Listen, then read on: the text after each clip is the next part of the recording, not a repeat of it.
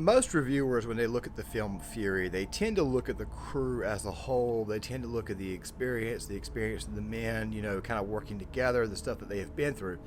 However, the thing that I have noticed the most out of all of the reviews out there on this film, including one from myself on my main channel, is they don't really take time to actually look at Norman himself and the struggle that he has trying to fit in with this, let's just say, this crew of heartbreakers and life takers.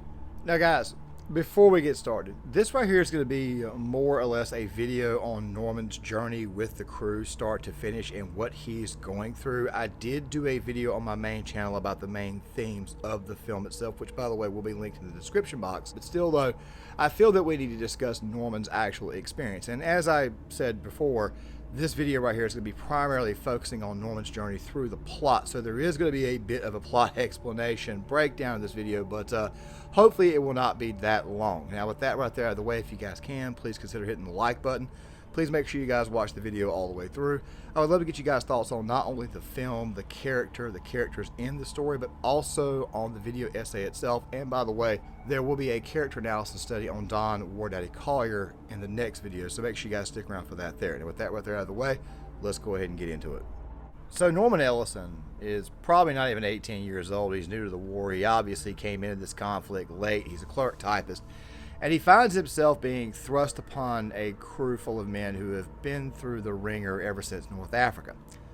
They've been together for probably, I would say, maybe somewhere between 2.5 to 3 years. They've seen it all. They've been through the shit, quite frankly. And you can see it in their facial expressions, the body language, especially in Don Wardaddy Collier when he gets off patrol.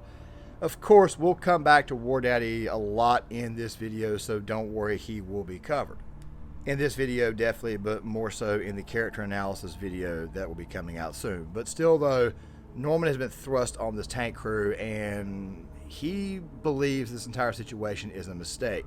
But of course, the crew, to a certain degree, let him know right away that it is not a mistake. And I'm going to play a bit of a montage of when these guys first meet, so that way you guys can see exactly the kind of environment that Norman is entering. Army don't make mistakes. Do what it do. You from Missouri? No. You from Chicago? Nah, you from Arkansas, ain't you? No, I'm from Hey, Pittsburgh. hush up, man. Nobody gives a fuck where you from. Are you saved? I'm baptized. Dude, that ain't what I That ain't what he is. Wait until you see it. See what? What a man can do to another man. Or you find Jesus, why don't you come take a look at your seat? That's where you're gonna be. You get a bucket of hot water from the kitchen, get that shit clean. You guys can obviously see how the crew feel about a brand new family member, especially given the fact that they just lost a crew member that, for the most part, was a lot like family. I talked about this a lot in my main video essay on this video. Like I said, we'll be linked in the description box. Talks more about the themes, and of course, I talk about the crew members a little bit more expansively in that one. But I want to keep it for the most part here to Norman. So, Bible, Grady, and Gordo, as well as Don, they expect Norman to be able to kill right away. It's a bit of an unfair ask, but then again, though, at the same time, you can kind of see where these guys are coming from. It is war, especially World War II, and it's towards the end of the war, and they're trying to bring this war to a close. Norman, as mentioned, is not only new to the war, but in a lot of ways, given his age, is new to, how do I say this, to the world itself. I mean, the scene where he is basically told to go inside the bow gunner spot, and basically clean that up. And of course, I can't show you the scene, but there's actually a scene in the film where the bow gunner's face had been blown completely off, and you even see his eye laying right there in the area where Norman has got to sit at. It's gruesome, it's rough, and this right here is going to be a very, very rough road for Norman to travel down.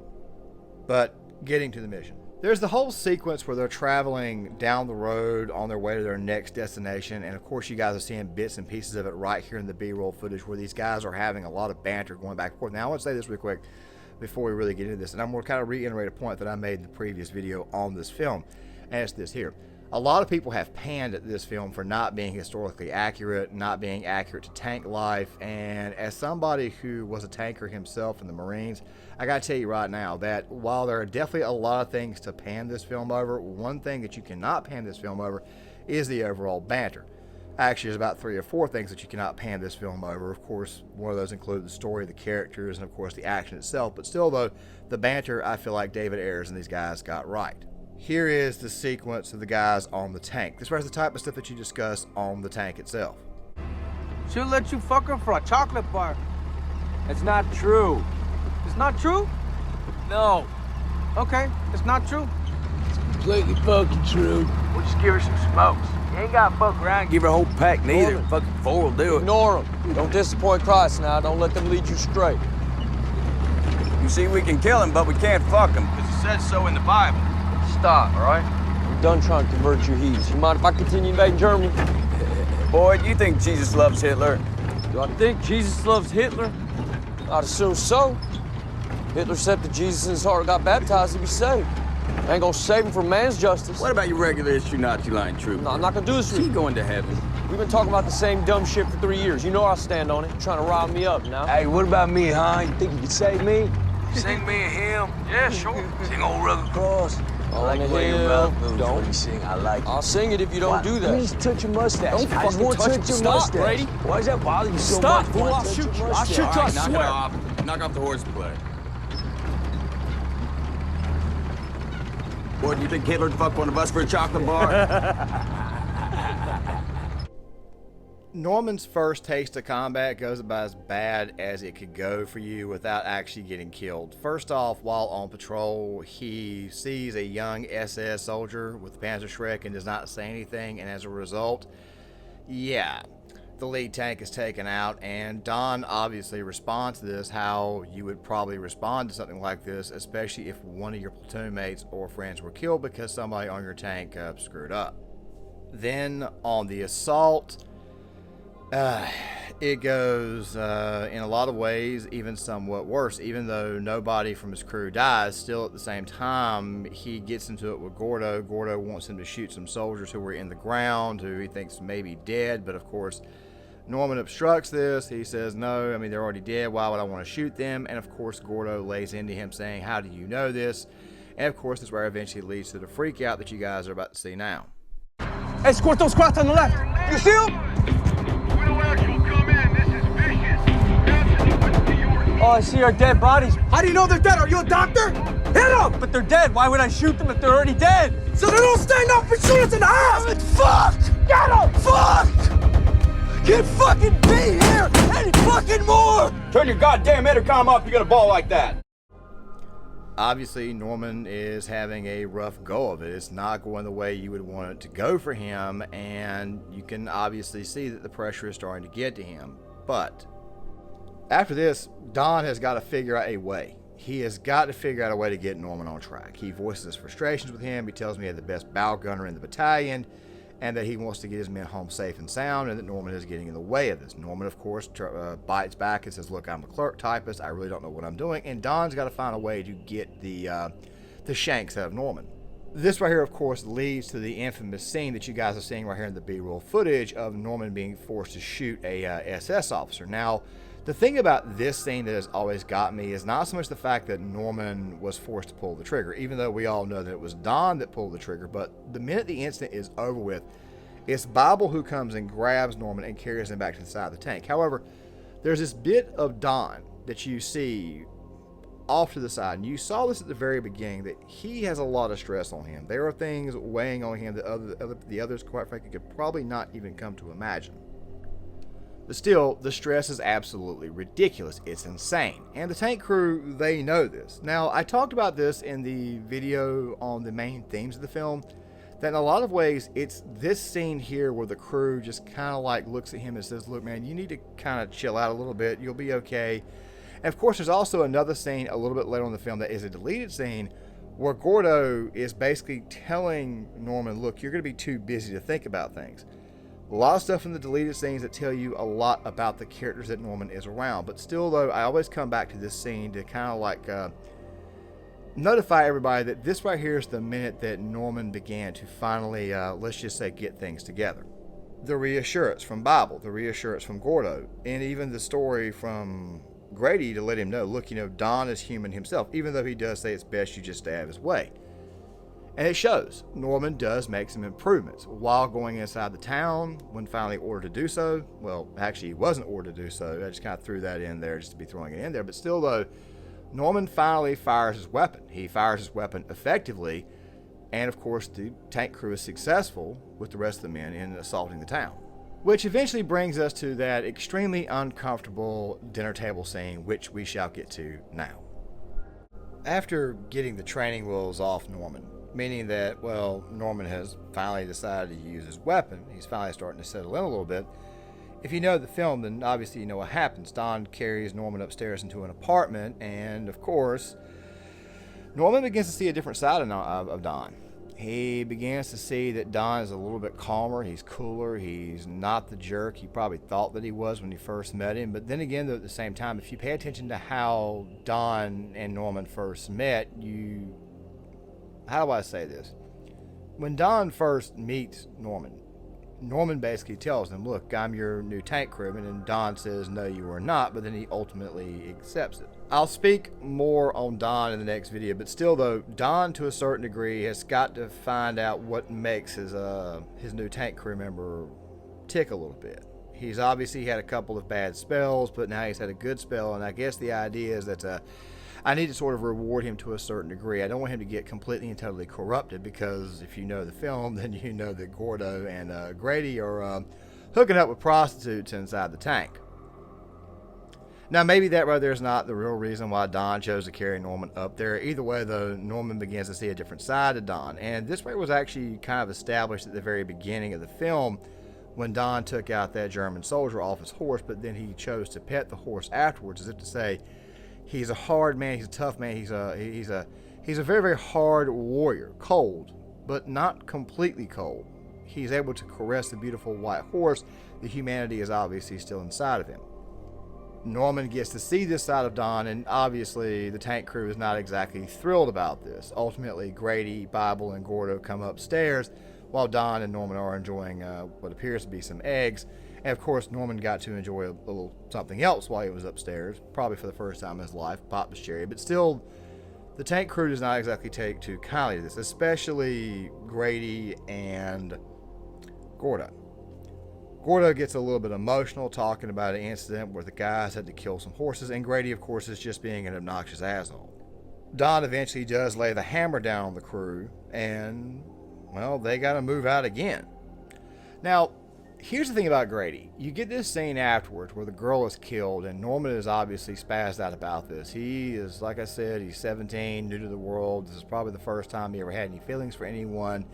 And even though it was a very, very short amount of time, it was obviously special to him. Grady, Gordo, Bible, and Don, they've been dealing with this every day for 2.5 to 3 years, ever since North Africa, as mentioned before.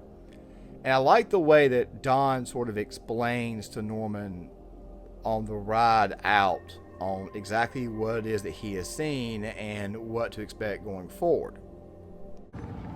You see that?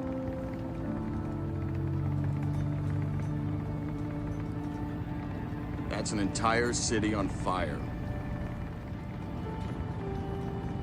I started this war killing Germans in Africa, then France, then Belgium. Now I'm killing Germans in Germany.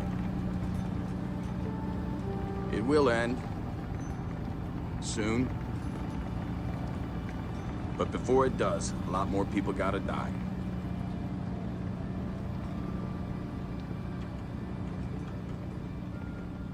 You guys obviously caught all that. I've killed people in this place, I've killed people in that place, now I'm killing people in this place here.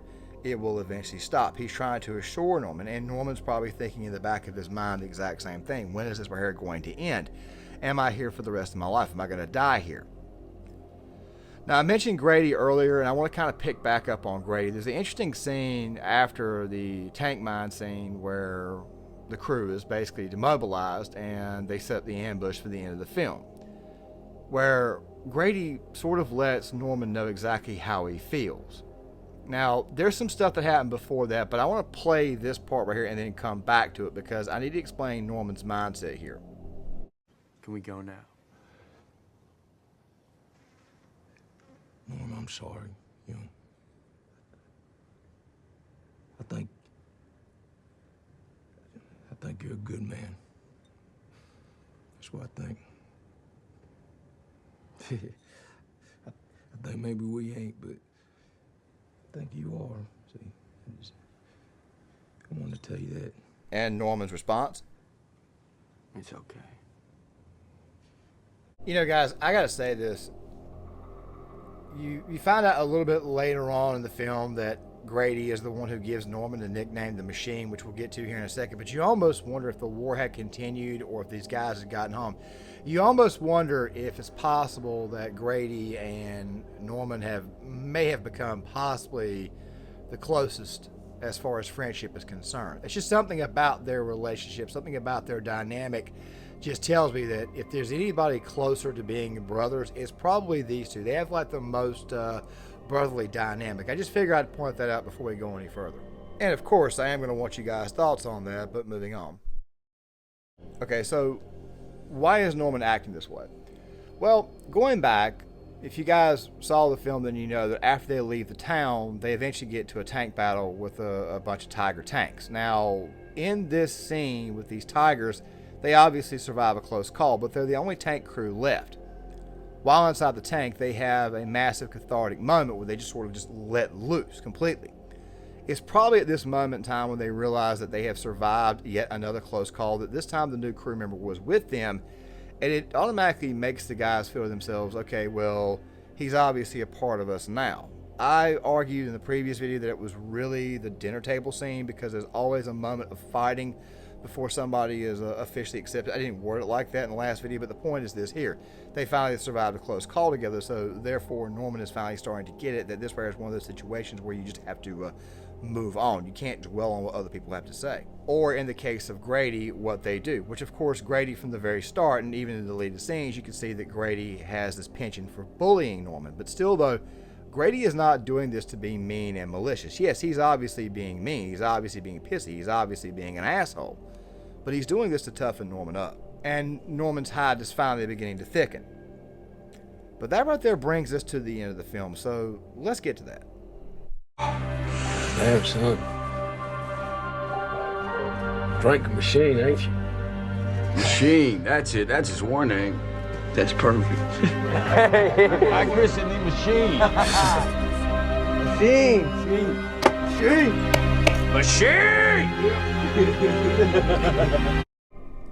So, what people most remember about the end of the film is the overall fight scene. However, people oftentimes forget the sequences before the fight scene. Like, for example, when Norman is eventually set out to basically provide watch, there's this nice little exchange where he asks Wardaddy if he can get his canteen. And of course, Wardaddy does in fact reciprocate in a way that would make you think that this is almost like another one of my sons.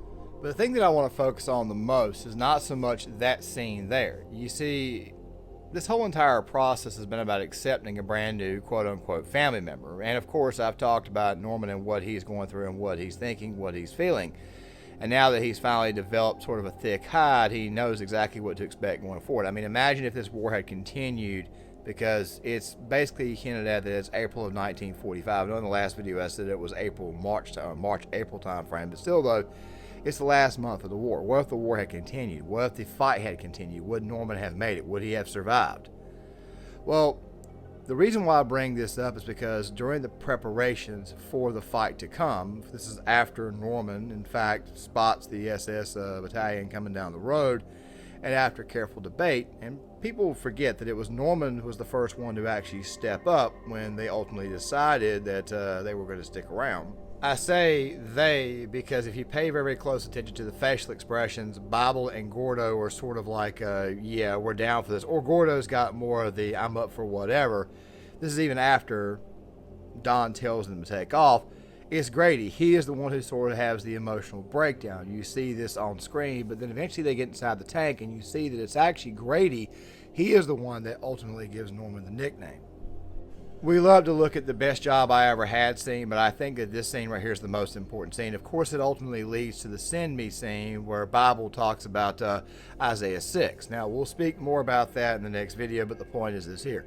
Norman has been accepted, and these men ultimately fight to the death, all going down one by one, sacrificing one another for another member of the crew. It's first Grady. He gets hit with a Panzerschreck that busts through the turret but doesn't go off. He did this obviously to protect the crew, because had that Panzerschreck detonated, it would have killed the entire crew. It would have blown the turret completely off. Then eventually it's Gordo. Gordo is the next one to go down. Lays on top of a grenade to save the crew. And then ultimately Bible is the next one to go down as well, even after Don gets hit. Bible, by the way, to me, I think is the most underrated person on the tank. We spent a lot of time looking at Grady, and we spent a lot of time looking at Gordo. And initially, it's Gordo who first accepts Norman. You catch this throughout the entire film. But Bible is the one who ultimately ends up dying for Don. And then at the very end,